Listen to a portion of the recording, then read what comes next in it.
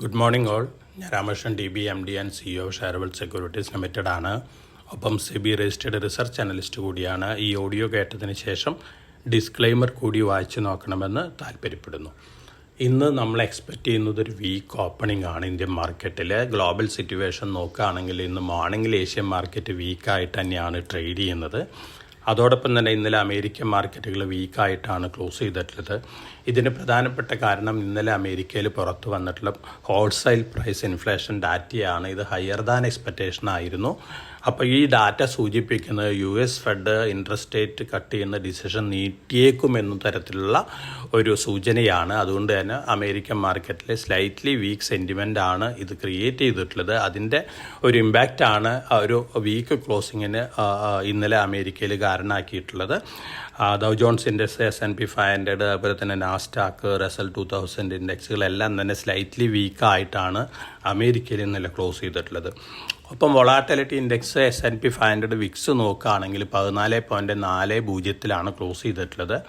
മിനിഞ്ഞാന്നത് 13.75 ആയിരുന്നു. ഇത് സൂചിപ്പിക്കുന്ന ഒരു വൊളാറ്റിലിറ്റീനെ തന്നെയാണ് അമേരിക്കൻ മാർക്കറ്റിൽ. ഇനി നമ്മൾ യൂറോപ്യൻ മാർക്കറ്റ് സിറ്റുവേഷൻ മെജോറിറ്റി ഇന്നലെ വീക്കായിട്ടാണ് ക്ലോസ് ചെയ്തിരുന്നത്. ഏഷ്യൻ മാർക്കറ്റുകൾ ഇന്നലെ നോക്കുകയാണെങ്കിൽ ഓസ്ട്രേലിയ, ന്യൂസിലൻഡ്, ചൈനയൊക്കെ വീക്കായിരുന്നു. നമ്മൾ അതുപോലെ തന്നെ ജപ്പാനൊക്കെ സ്ലൈറ്റ്ലി ബെറ്റർ ആയിട്ടാണ് ഇന്നലെ ക്ലോസ് ചെയ്തത്. ഗോൾഡ് നോക്കുകയാണെങ്കിൽ ഇന്നലെ വീക്കായിട്ടാണ് ഏപ്രിൽ ഫ്യൂച്ചേഴ്സ് ക്ലോസ് ചെയ്തത്. $2167.5 പെർ ഔൺസിനാണ് ഏപ്രിൽ ഫ്യൂച്ചേഴ്സ് ക്ലോസ് ചെയ്തിട്ടുള്ളത്. ഇന്ന് മോർണിംഗിലും ആ ലെവലിൽ തന്നെയാണ് ട്രേഡ് ചെയ്യുന്നത്. Brent crude oil slightly better ആയിട്ടാണ് ക്ലോസ് ചെയ്തത്. $85.12 പെർ ബാരലിനാണ് ഇന്നലെ ക്ലോസ് ചെയ്തത്. ഇന്ന് മോർണിംഗിൽ സ്ലൈറ്റ്ലി ബെറ്റർ ആണ്. $85.25 പെർ ബാരലിനാണ് ട്രേഡ് ചെയ്യുന്നത്. മെറ്റൽ ഫ്യൂച്ചേഴ്സ് എല്ലാം തന്നെ ഇന്നലെ ഫ്ലാറ്റ് ക്ലോസിംഗ് ആയിരുന്നു. ഇന്ന് മോർണിംഗിലും ഫ്ലാറ്റ് സെൻറ്റിമെൻറ്റിലാണ് ഇന്ന് മോർണിംഗിലും ട്രേഡ് ചെയ്യുന്നത്. ഇനി നമ്മൾ നമ്മുടെ ഡൊമസ്റ്റിക് ന്യൂസ് ഫ്ലോസ് നോക്കുകയാണെങ്കിൽ ഇലക്ട്രൽ ബോണ്ട് ഏത് കോർപ്പറേറ്റുകളൊക്കെ വാങ്ങി എന്ന തരത്തിലുള്ള ഡാറ്റയൊക്കെ പുറത്തു വന്നിട്ടുണ്ട്. SBI ലിസ്റ്റൊക്കെ പബ്ലിഷ് ചെയ്തിട്ടുണ്ട്. ഇലക്ഷൻ കമ്മീഷൻ SBI കൊടുത്ത ലിസ്റ്റ് പ്രകാരമുള്ള ലിസ്റ്റ് പബ്ലിഷ് ചെയ്തിട്ടുണ്ട്. ഇത് വെച്ച് നോക്കുമ്പോൾ ഏറ്റവും കൂടുതൽ ഇലക്ട്രൽ ബോണ്ടുകൾ വാങ്ങിയിട്ടുള്ള സാന്റിയാഗോ മാർട്ടിനാണ്. കോയമ്പത്തൂരിൽ നിന്നുള്ള ഒരു കമ്പനിയാണ്, പ്രൈവറ്റ് ലിസ്റ്റഡ് കമ്പനിയൊന്നുമല്ല. പിന്നെ മേഗാ എഞ്ചിനീയറിംഗ് ആണ്. മേഗാ എഞ്ചിനീയറിംഗ് ഒലക്ട്ര ഗ്രീൻ ടെക്കിൻ്റെ പാരൻറ്റ് കമ്പനിയാണ്. അതോടൊപ്പം തന്നെ വേദാന്തി ഉണ്ട്, ധാരാളം മറ്റു കോർപ്പറേറ്റുകളൊക്കെ ഉണ്ട്. പക്ഷേ പ്രമുഖമായ പല കോർപ്പറേറ്റുകളുടെ പേരും ഇതിലില്ല. അതുകൊണ്ട് തന്നെ ലിസ്റ്റിൻ്റെ ട്രാൻസ്പാരൻസി സംബന്ധിച്ചുള്ള പല ഊഹാപോഹങ്ങളും മാർക്കറ്റിലൊക്കെ ഉണ്ട്. ഈ ലിസ്റ്റിൻ്റെ ഒരു ഇമ്പാക്റ്റൊക്കെ ഒരുപക്ഷെ അതാത് സ്റ്റോക്കുകളിലൊക്കെ ഉണ്ടാവാനുള്ള ചാൻസസ് ഉണ്ട്. വലിയ രീതിയിലുള്ള നെഗറ്റീവ് റിയാക്ഷനൊന്നും എക്സ്പെക്റ്റ് ചെയ്യുന്നില്ല. എന്നിരുന്നാലും ഒരു നെഗറ്റീവ് സെൻറ്റിമെൻ്റൊക്കെ ക്രിയേറ്റ് ചെയ്യാനായിട്ട് ഈ ഡാറ്റയ്ക്ക് സാധിക്കും എന്നുള്ളൊരു എക്സ്പെക്റ്റേഷനാണുള്ളത്. അതോടൊപ്പം തന്നെ വേദാന്ത ലിമിറ്റഡ് അവരുടെ ഡിമർജർ സംബന്ധിച്ച് ധാരാളം ഒപ്പോസിഷൻ ഫേസ് ചെയ്യേണ്ടി വരുന്നതാണ് പറയുന്നത്. ഇത് തീർച്ചയായിട്ടും ഇന്ന് വേദാന്തയുണ്ട് ഇലക്ട്രൽ ബോണ്ട് ബൈ ചെയ്തിട്ടുള്ള വലിയൊരു കോർപ്പറേറ്റ് ലിസ്റ്റിൽ. അതുകൊണ്ട് തന്നെ ഒരു നെഗറ്റീവ് ഇമ്പാക്റ്റ് വേദാന്തയുടെ സ്റ്റോക്ക് പ്രൈസിൽ ഉണ്ടാവാനുള്ള ചാൻസസ് ഉണ്ട്. ഈ L&T പറയുന്നത് വലിയ ഓർഡേഴ്സ് ബാഗ് ചെയ്തു എന്നാണ് പറയുന്നത്. ഗ്യാസ് പൈപ്പ് ലൈൻ പ്രൊജക്റ്റാണ്. മിഡിൽ ഈസ്റ്റിൽ നിന്നാണ്. ഓർഡർ സൈസൊന്നും പുറത്തു വിട്ടിട്ടില്ല. L&Tനെ സംബന്ധിച്ച് സ്ലൈറ്റ്ലി പോസിറ്റീവ് ന്യൂസാണ്. ബ്രിട്ടീഷ് അമേരിക്കൻ ടൊബാക്കോ കമ്പനി ITCയുടെ പാരൻറ്റ് കമ്പനിയാണ്. ഫർദർ സ്റ്റേക്ക് ഡൈല്യൂട്ട് ചെയ്യില്ല എന്നാണ് പറയുന്നത് ITCനെ സംബന്ധിച്ച് സ്ലൈറ്റ്ലി പോസിറ്റീവ് ന്യൂസാണ്. NHPC അതുപോലെ തന്നെ JSW energy, KPI green energy ഈ കമ്പനികൾ ഗുജറാത്തിൽ നിന്ന് ഓർഡേഴ്സ് കിട്ടിയിട്ടുണ്ട്. കമ്പനികൾക്ക് ഗുജറാത്തിൽ നിന്ന് ഓർഡേഴ്സ് കിട്ടിയിട്ടുണ്ട്. സോളാർ അതുപോലെ തന്നെ വിൻഡ്, സോളാർ ഹൈബ്രിഡ് പ്രൊജക്റ്റുകൾക്കൊക്കെയാണ്. ശക്തി പമ്പിന് 93 കോടി രൂപയുടെ ഓർഡർ മഹാരാഷ്ട്രയിൽ നിന്ന് കിട്ടിയിട്ടുണ്ട്. 3500 സോളാർ പമ്പുകൾക്കാണ്. അതോടൊപ്പം തന്നെ റെയിൽ ടെലിന് 113.5 കോടി രൂപയുടെ ഓർഡർ കിട്ടിയിട്ടുണ്ട് ഒറീസയിൽ നിന്ന്.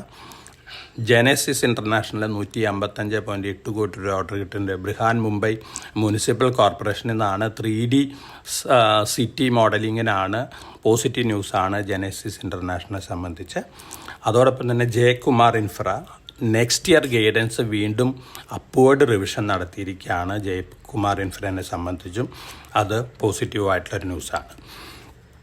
ഓയിൽ മാർക്കറ്റിംഗ് കമ്പനികൾ ഒരുപക്ഷെ നെഗറ്റീവായിട്ട് ഇന്ന് റിയാക്ട് ചെയ്തേക്കാൻ കാരണം പെട്രോളിൻ്റെയും ഡീസലിൻ്റെയും പ്രൈസിൽ 2 രൂപ വെച്ച് പെർ ലിറ്റർ ഇളവ് വരുത്തിയിട്ടുണ്ട്. തീർച്ചയായിട്ടും അവരുടെ പ്രോഫിറ്റബിലിറ്റിനെ സ്ലൈറ്റ്ലി ഇമ്പാക്റ്റ് ചെയ്യാനുള്ള ഒരു റീസണാണിത്. അതുകൊണ്ട് തന്നെ ഒരു നെഗറ്റീവ് റിയാക്ഷൻ കാണിച്ചേക്കാം. ഇന്നലെ നമ്മുടെ കേരളത്തിൽ നിന്നുള്ള പോപ്പുലർ ഓട്ടോമൊബൈൽസിൻ്റെ IPO 1.23 ടൈംസ് സബ്സ്ക്രൈബ് ആയിട്ടുണ്ട്. എത്രത്തോളം ലിസ്റ്റിംഗ് ഗെയിൻ കിട്ടുമെന്നുള്ള കാര്യം നമുക്ക് പറയാൻ സാധിക്കില്ല. ഒരുപക്ഷെ നെഗറ്റീവ് സെൻറ്റിമെൻറ്റിലാണ് ഓപ്പൺ ചെയ്യാനായിട്ട് സാധ്യതകൾ കൂടുതൽ. SME IPOയിൽ ഗ്രേ മാർക്കറ്റ് പ്രീമിയം ഒക്കെ വളരെ താഴെ വന്നുകൊണ്ടിരിക്കുകയാണ്. എന്നിരുന്നാലും സിഗ്നോറിയ ക്രിയേഷൻസൊക്കെ 100% ലിസ്റ്റിംഗ് ഗെയിൻ കിട്ടാൻ ചാൻസസ് ഉണ്ട്. അതുപോലെ തന്നെ ഇപ്പോൾ ഓൾറെഡി ഓപ്പൺ ആയിട്ടുള്ള എൻഫ്യൂസ് സൊല്യൂഷൻസും 100% ലിസ്റ്റിംഗ് ഗെയിൻ കിട്ടാനുള്ള ചാൻസസ് ഒക്കെ ഉണ്ട്. എന്നിരുന്നാലും ഇൻവെസ്റ്റേഴ്സിനോട് റിക്വസ്റ്റ് എന്താണെന്ന് വെച്ചാൽ അലോട്ട്മെൻറ്റ് കിട്ടുന്ന ഇൻവെസ്റ്റേഴ്സ് ലിസ്റ്റിങ്ങിൽ നല്ല ഗെയിൻ കിട്ടുകയാണെങ്കിൽ ഇമീഡിയറ്റ് ആയിട്ട് പ്രോഫിറ്റ് ബുക്ക് ചെയ്യുന്ന ഡിസിഷൻ ആയിരിക്കും നല്ലത്. കാരണം മാർക്കറ്റ് വൊളാറ്റിലിറ്റി കൂടാനുള്ള സാധ്യതകളാണ് വരുന്നത്. എലക്ഷൻ ഡേറ്റുകൾ ഇന്ന് അനൗൺസ് ചെയ്തേക്കാം, അല്ലെങ്കിൽ നാളെ അനൗൺസ് ചെയ്തേക്കാം. അതിനനുസരിച്ചുള്ള മാർക്കറ്റ് വൊളാറ്റിലിറ്റി ഒക്കെ നമുക്ക് എക്സ്പെക്റ്റ് ചെയ്യാനായിട്ടും സാധിക്കും. അപ്പോൾ വളരെ കോഷ്യസായിട്ട് മാർക്കറ്റിൽ മൂവ് ചെയ്യുക. ഇന്നൊരു നെഗറ്റീവ് സെൻറ്റിമെൻറ്റിലാണ് നമ്മൾ ഓപ്പൺ ചെയ്യാൻ പോകുന്നത്. ഒരുപക്ഷെ വീണ്ടും നിഫ്റ്റി 22,000 താഴേക്ക് പോകാനുള്ള സാധ്യതകളൊക്കെ ഉണ്ട്. അങ്ങനെ വരികയാണെങ്കിൽ 21,800 ലെവലിലേക്കൊക്കെ നിഫ്റ്റി താന്നേക്കാം. അപ്പോൾ വളരെ വളരെ കോഷ്യസായിട്ട് മൂവ് ചെയ്യുക. വലിയ രീതിയിലുള്ള ഇൻവെസ്റ്റ്മെൻറ്റ് ഡിസിഷനൊന്നും ഇപ്പോൾ എടുക്കേണ്ട. 1-2 ദിവസം കാത്തിരുന്നതിന് ശേഷം വലിയ രീതിയിലുള്ള ഇൻവെസ്റ്റ്മെൻറ്റ് ഡിസിഷൻ എടുക്കുന്നതായിരിക്കും നല്ലത്. അതിനു മുമ്പ് ഇലക്ഷൻ ഡേറ്റുകളുടെ ഡിക്ലറേഷൻ വരാം. ഇലക്ട്രൽ ബോണ്ട് സംബന്ധിച്ചിട്ടുള്ള കോൺട്രവേഴ്സിയൊക്കെ വലിയ രീതിയിലുള്ള വൊളാറ്റിലിറ്റി ഒക്കെ ഉണ്ടായേക്കാം. അങ്ങനെ താഴെ വരുമ്പോൾ നമുക്ക് തീർച്ചയായിട്ടും നല്ല ഓപ്പർച്യൂണിറ്റി കിട്ടും. ആ ടൈമിൽ വലിയ രീതിയിലുള്ള ഇൻവെസ്റ്റ്മെൻറ്റിന് ഡിസിഷൻ എടുക്കുന്നതായിരിക്കും നല്ലത്. അപ്പോൾ എല്ലാവർക്കും നല്ലൊരു ട്രേഡിൻ്റെ ആശംസിച്ചുകൊണ്ട് ഞാൻ ഇന്നത്തെ പ്രീ മാർക്കറ്റ് കമൻട്രിയുടെ അവസാനിപ്പിക്കുകയാണ്. Thank you.